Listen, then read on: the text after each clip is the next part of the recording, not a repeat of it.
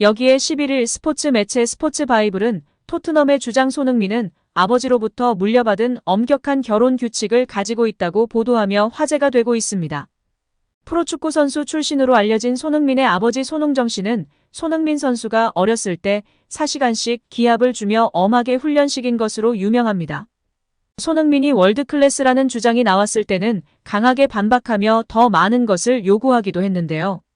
그중 하나가 결혼 규칙입니다. 손흥민이 분데스리가 함부르크와 레버쿠젠에서 뛰었던 당시 은퇴할 때까지 결혼해서는 안 된다는 규칙이 아버지의 가장 강력한 입장인데요. 손흥민은 자신의 직업이 최우선이 되어야 한다고 느끼기 때문에 아버지의 입장에 동의하고 있다고 합니다. 과거 가디언과 인터뷰에서도 아버지도 이렇게 말씀하시고 저도 동의합니다라고 했습니다. 이어 결혼하면 1등은 가족, 아내, 아이들, 그 다음이 축구가 될 것이라며 은퇴할 때나 33, 34이 되어도 가족과 오래 살 수 있다고 했는데요. 축구 팬들은 프로페셔널한 손흥민 부자의 멘탈이 훌륭하다며 칭송하나 과연 손흥민 선수가 누구와 결혼하게 될지 궁금증이 높은 상황입니다. 또한 우려하는 것은 손흥민 선수가 다른 선수들처럼 33, 4세 은퇴할 수준이 아닐 거라는 건데요. 어린 시절부터 철저하게 자기 관리에 힘쓴 손흥민 선수는 운동 회복 능력이 남다르다라는 평가를 받고 있습니다. 이에 지밖에 모르고 철저히 개인 관리를 해온 호날두급으로 선수 생활을 할 수 있을 터인데 그럼 37세까지는 기본일 텐데 그럼 결혼은 언제 해야 하는지 걱정이 되는 것입니다. 그렇다고 33, 4세 은퇴하면 안 되고요. 이에 다시금 손흥민을 향한 유명 아나운서이자 앵커의 찐 리액션이 화제가 되고 있습니다. 자세한 소식 살펴보도록 하겠습니다. 미국 MBC 방송국의 간판 아나운서이자 앵커인 레베카 로우와의 에피소드인데요. 그녀는 MBC와 MBC 스포츠에서 근무하는 영국계 미국인 텔레비전 진행자이자 앵커입니다. 그녀는 이전에 BBC 및 ESPN에 있었고 BBC 뉴스 진행자 크리스 로우 딸로 유명세를 탔었습니다. 성인된 이후에는 스포츠에 대한 관심이 높았고 그중 축구에 대한 진지한 사랑으로 ESPN 입사 후 프리미어리그 팀에서만 활동하였습니다.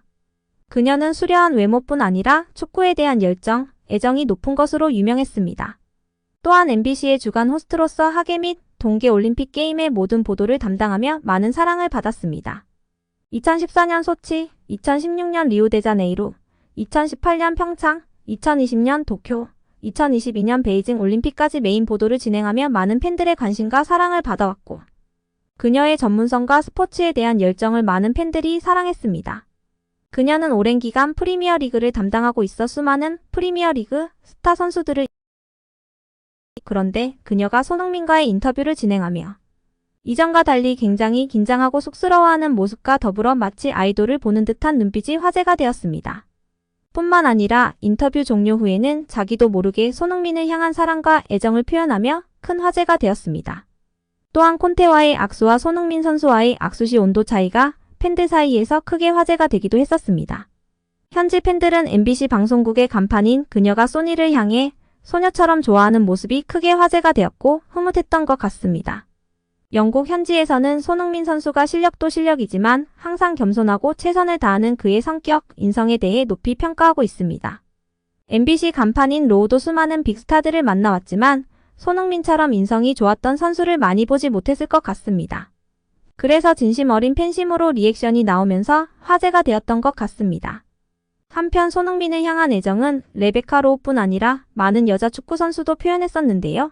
대표적으로 베타니 발서, 알리샤 레만, 로렌 피켓 등이 있습니다. 손흥민이 힘든 시기를 보낼 때 SNS에 글을 게시했는데 좋아요와 댓글이 150만 개나 달리며 위로와 격려를 받았습니다. 여기에 한 댓글이 큰 관심을 받았는데요. 바로 미국 여자 축구 선수 베타니 발서의 댓글이었습니다. 발서는 메리 미라는 댓글을 달며 크게 화제가 되었습니다. 미국의 촉망받는 여자 축구 선수가 공개적인 댓글로 청혼을 하여 많은 팬들과 관심과 이목을 받았었죠. 후에 발서는 남자 축구 선수 중 가장 닮고 싶은 선수로 손흥민을 꼽기도 했습니다. 두 번째로는 알리샤 레만이 있는데요.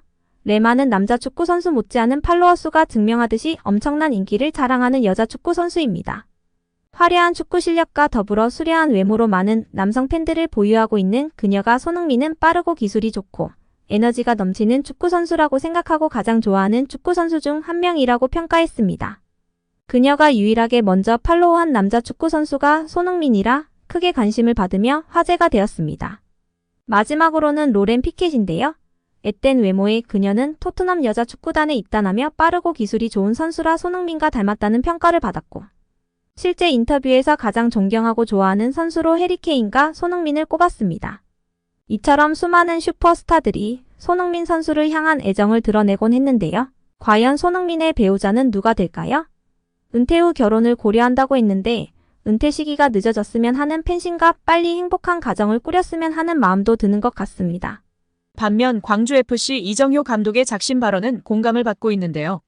기자의 질문에 정몽규 축구협회 회장 홍명보 감독이 출석한 국회 문체위 현안 질의를 봤다며 월드컵 출전 유무는 중요하지 않다. 이렇게 월드컵 나가서 뭐 하냐고 반문했습니다. 월드컵에 못 나가면 누가 책임질 거냐는 김판곤 감독의 발언에 직격탄을 날린 것으로 보입니다. 이정효 감독은 월드컵에 나가는 게 문제가 아니라며 일이 벌어졌으니 수습을 정확하게 하고 매듭을 짓고 나서 시작해야 한다. 대충 하면 또 같은 일이 벌어진다고 강조했습니다. 진짜 월드컵 나가는 것 자체가 목표인가라고 물은 이 감독은 우승 한번 해봐야 되지 않겠냐며 확실하게 쇄신하고 다음 단계로 나아가야 한다. 얼렁뚱땅 넘어가면 시간이 흘러 또 잊힌다고 축구협회의 쇄신을 덧붙였습니다.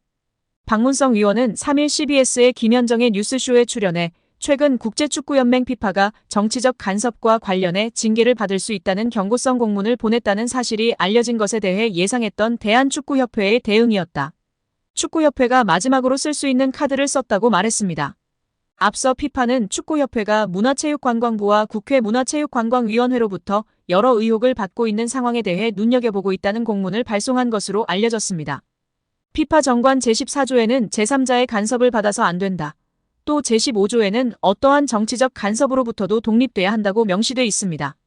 이를 위반할 경우 축구협회는 자격정지 등 징계를 받을 수 있는데요. 자칫 피파가 주관하는 모든 대회 출전마저 금지될 수 있습니다. 예를 들면 한국이 월드컵에도 못 나갈 수도 있습니다. 박문성 위원은 이와 관련하여 타이밍에 맞춰서 계속 이 얘기를 하고 있다. 문체부가 감사 들어간다고 했더니 그때도 미디어에 이걸 흘렸다. 그 다음에 국회가 현안 질의한다고 할 때 또 올린다며 문체부가 발표하는 날 끝나니깐 이걸 또 흘렸다. 그래서 제가 별로 놀라지 않았다. 예상했던 카드라고 말했습니다. 이어 피파는 각 나라의 축구협회가 독립적으로 자율적으로 운영되는 걸 얘기한다. 그런데 인사권의 외부의 힘이 특히 정치 사이드 쪽에서 뭔가를 들어와서 하는 거에 대해서 굉장히 좀 심각하게 바라보는 게 있다. 제재를 내린다. 그거를 문체부도 알고 있다고 설명했습니다. 실제로 지난 2015년 쿠웨이트 대표팀이 월드컵 예선에서 몰수패 처리를 당한 바 있는데요. 당시 쿠웨이트 정부가 스포츠기구의 인사권에 개입할 수 있게 법을 고치자 피파는 자격정지 처분을 내렸습니다. 인도네시아도 해당 사항 등을 위반했다는 이유로 피파 징계를 받은 바 있습니다. 하지만 박문성 위원은 인도네시아는 피파 대회 개최권을 얻었는데 참가팀인 이스라엘을 종교 정치적 문제로 거부를 했다. 당연히 문제가 됐다며 피파는 외부의 힘이나 정치의 개입, 이런 것들 때문에 월드컵 등 제재를 3개 내릴 때는 정부가 축구협회를 강제 해산 아니면 회장 선거에 부당하게 개입, 그 다음에 인사권이나 돈재정 문제를 통제하는 법을 만들 때 등 외부의 힘, 정부나 정치가 축구협회를 완전히 종속 지배할 경우라고 주장했습니다. 현재 축협의 감사 현안 질의 등은 전혀 해당되지 않는 사항입니다. 이어 박 위원은 2005년과 2011년 축구협회가 국회로 향한 일을 언급하며 그때 피파가 아무 말도 하지 않았다고 말했습니다. 그러면서 피파 제재 때문에 걱정도 되고 무섭기도 할 것이라면서도 하지만 그렇게 아이고 이거 큰일 나는 거 아니야 라고 협박하고 겁박하는 것이라고 비판했습니다. 따라서 문체부에서는 협회를 완전히 종속 지배할 수 없기 때문에 감사를 통해 명백한 문제 있음을 공식적으로 공표함으로 할 수 있는 가장 강력한 조치를 내린 것입니다. 이에 협회는 더 이상 헛소리 하지 말고 이에 상응하는 객관적인 조치를 내려야 할 것입니다.